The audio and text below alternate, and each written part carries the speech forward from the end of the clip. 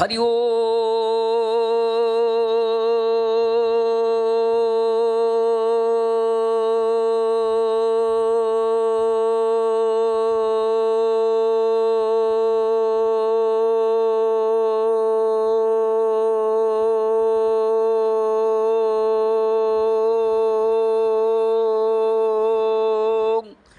नमो भगवते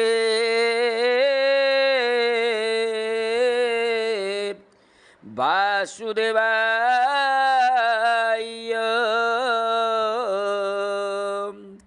ओ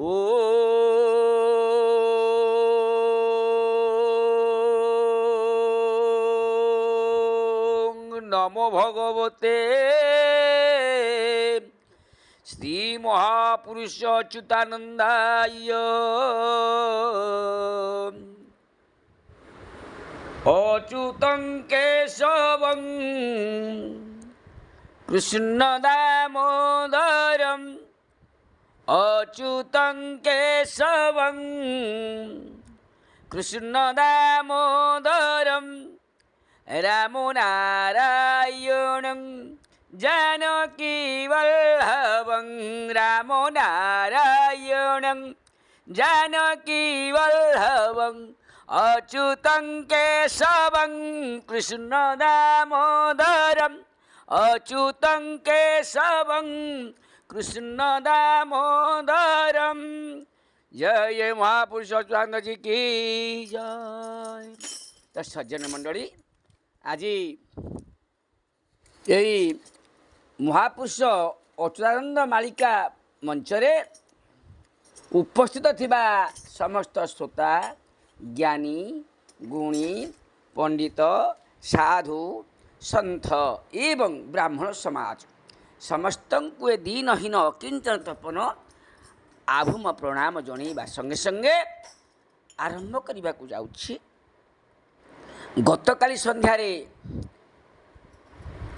जो मालिका आलोचना करी चकड़ा मुराण तार अवशिष्टांश आपण माने श्रवण करी महापुरुषों अनुप्रांत हे बोली मोर आशा एवं विश्वास।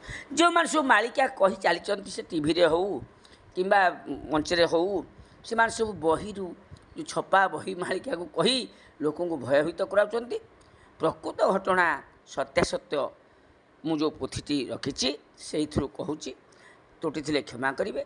जदि बा कौटी भूल थाए ताले फोन माध्यम मत कहले मुझे बुझेदेवी एवं देखे देवी। यह भूल भाल जिनस मुझे कहेनी कि कहूनी। यही जो मालिका मंच ये एक करा यूट्यूब रे दि जाऊँगी सारा भारत देखुची जे जनक करा ये तो 270 लोक अच्छा 80 लोक ए ग्रुप रे किंतु तापर यूट्यूब इंस्टाग्राम फेसबुक सबुथे यही जो मालिका मुझे कही चली छड़ा जाऊँगी आप देखुवे। बाहर को आम छाड़ुचु आम स्थिर भाव में सठिक जिनिस ही कहूँ। जदि कार कंप्लेन थाए ताहले मो फोन नंबर में जनइबे। मो फोन नंबर है 9937774962। किसी असुविधा नहीं मुझे बुझेदेवी देखे भी देवी जार जदि किसी सन्देह थाए एबे आमे आरंभ करिबा। परम भक्त अटई तते कहिली बाछी अरे चकड़ा मुराण यही जे कहे दिन च्युति सुना कर मोर भक्त अछई जान से गोविंदपुर तार पत्नी नाम जोछना संतान नाहिती तार कोलर। महापुरुष कहले सुना करे बोली गोटे भक्त अच्छी मोर गोविंदपुर रे ता पत्नी ना जोछना संतान तार नाही। संतोष बणिया रही अनुगुल ठावर अनुगुल ठावर सिंहनाथ पीठे ताहार गुप्ते रही घर गुप्ते रही घर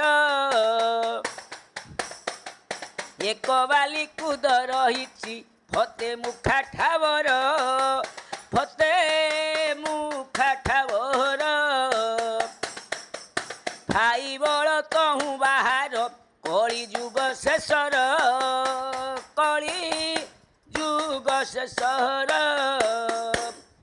ମହାପୁରୁଷ କହିଲେ ବାବୁରେ ସନ୍ତୋଷ ବଣିଆ ରହିଛି ଅନୁଠାରେ ସିଂହନାଥ ପୀଠରେ, ତାର ଗୁପ୍ତେ ରହିଛି ଘର, ଏକ ବାଲିକୁଦ ରହିଛି ଫତେ ମୁଖା ଠାବରେ, ଫାଇବର ତହୁଁ ବାହାର ହେବେ କଳିଯୁଗରେ, ସ୍ଥାନେ ସ୍ଥାନେ ବଟ ଥାପିବେ ସନ୍ଥ ମାନ କହି, ସନ୍ଥ କାମନା ବହି, କଳିରେ ନଥିବ ଅନ୍ତତ ଧୀରେ ଅଚ୍ୟୁତି କହି, ଦିନ ଅଚ୍ୟୁତି କହି। ମହାପୁରୁଷ କହିଲେ ସ୍ଥାନେ ସ୍ଥାନେ ସେ ଆଜି ବଟ ସବୁ ସ୍ଥାପିବେ, ମଠ ବଟ ସବୁ ସ୍ଥାପନା କରିବେ, ଭକତି ଅନ୍ତର ନଥିବ ଦେଖେଇବାକୁ ବଟ ସବୁ ସ୍ଥାପିବେ। କିଛି କିଛି ଲୋକ ଅଛନ୍ତି ଭାଗବତରେ ରହୁଛନ୍ତି, ଭାଗବତରେ ରହୁଛନ୍ତି ଯଦି ପୁରା କେଉଁ ପଦପଦରେ ଛୋଟ ପଦରେ ଅଛି, ପୁଣି ଗୀତା ପଢ଼ୁଛନ୍ତି, ଗୀତାରେ ରହି ଆମେ ଠିଆ ହେଲୁ ଫଟୋ ଫଟୋ ଉଠି ଛାଡ଼ୁ, ଫେସବୁକ୍ ଦେଖିବେ ଆପଣ ଆମେ ଗୀତାରେ ହେଇଯାଇଛୁ ଅମୁକ ଅମୁକ। ଆଜ୍ଞା ସେଟା କିଛି ଜାଣିନାହାନ୍ତି। ଓଡ଼ିଆରେ କହିବାକୁ ଗଲେ କେଶ ବା ବାଢ଼, କେଶ ପୋଡ଼ିଗଲେ ଅଙ୍ଗାର ନୁହଁ କି ପାଉଁଶ ନୁହଁ। ଗୀତାର ଗ ଜାଣିନାହାନ୍ତି କି ଭାଗବତର ଭ ଜାଣିନାହାନ୍ତି। କେମିତି ଆମେ ମଞ୍ଚ ଠିଆ ହେଇ ସବୁ ପୁରସ୍କାର ଆମେ ପାଇବୁ, ଲୋକ ଆମକୁ ଜାଣିବେ। ଇଏ ସେମିତିଆ ମହାପୁରୁଷ କହିଲେ ଯେ ସ୍ଥାନେ ସ୍ଥାନେ ସେ ବଟ ସ୍ଥାପନ କରିବେ ସବୁ, ହେଲେ ଭକ୍ତି ଅନ୍ତରରେ ନଥିବ।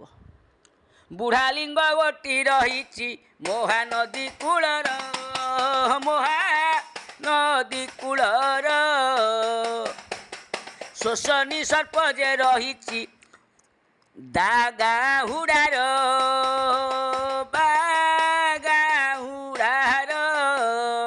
କହିଲେ ବୁଢ଼ା ଲିଙ୍ଗ ଗୋଟେ ଅଛି ମହାନଦୀ କୂଳରେ, ଶୋଷଣୀ ସର୍ପ ଗୋଟା ଅଛି ବାଗାହୁଡ଼ା ପାଖରେ।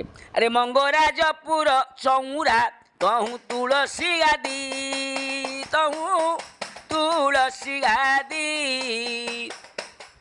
ଇଚ୍ଛାପୁରେ ରହି ଅଛଇ ସାତ ଭଉଣୀ ଜଗି, ସାତ ଭଉଣୀ ଜଗି।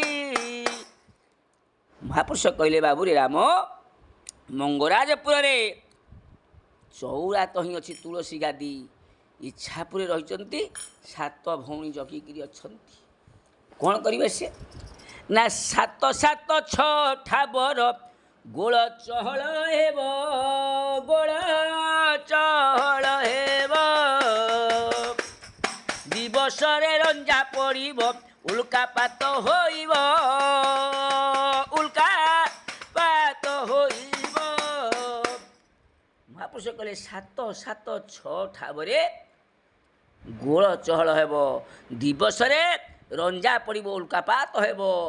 ରାମରେ ଇଏ କଳିଯୁଗର କଥା, ତୁ ନୀରବରେ ରହି କେବଳ ଗୁରୁର ଆଶ୍ରିତ ହୋଇ ଗୁରୁ ମନ୍ତ୍ର ଜପି ତୁ ଦେଖୁଥବୁ। ନ ଜାଣିବା ଲୋକ ବହୁତ କହିବେ, ମଞ୍ଚ ଠିଆ ହେଇ କହିବା ଫଟୋ ଉଠା, ଆମେ ଗୀତାରେ ହେଇଗଲୁ, ଭାଗବତ ହେଇଗଲୁ, ଭାଗବତ ଛାଡ଼ି ଗୀତାରେ ପଳେଇଲୁ।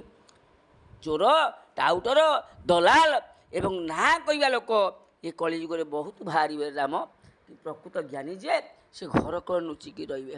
13 ଦିନ ପକ୍ଷ ଦେଖିବୁ, କ'ଣ ଦେଖିବୁ ନା 13 ଦିନ ପକ୍ଷ ଦେଖିବୁ, ଦିବସରେ କୁହୁଡ଼ି, ଦିବସରେ କୁହୁଡ଼ି, ଘୂର୍ଣ୍ଣି ବାତ୍ୟା ତହିଁ ହୋଇବ, ବୃକ୍ଷ ଜୀବ ଉପୁଡ଼ି, ବୃକ୍ଷ ଜୀବ ଉପୁଡ଼ି। କହିଲେ ବାବୁରେ 13 ଦିନ ପକ୍ଷ ଦେଖିବୁ କଳିଯୁଗରେ, ପକ୍ଷ ହୋଇଯିବ 13 ଦିନ, ଦିନରେ କୁହୁଡ଼ି ହେବ, ଘୂର୍ଣ୍ଣି ବାତ୍ୟା ହୋଇ ବୃକ୍ଷ ସବୁ ଉପୁଡ଼ି ପଡ଼ିବ।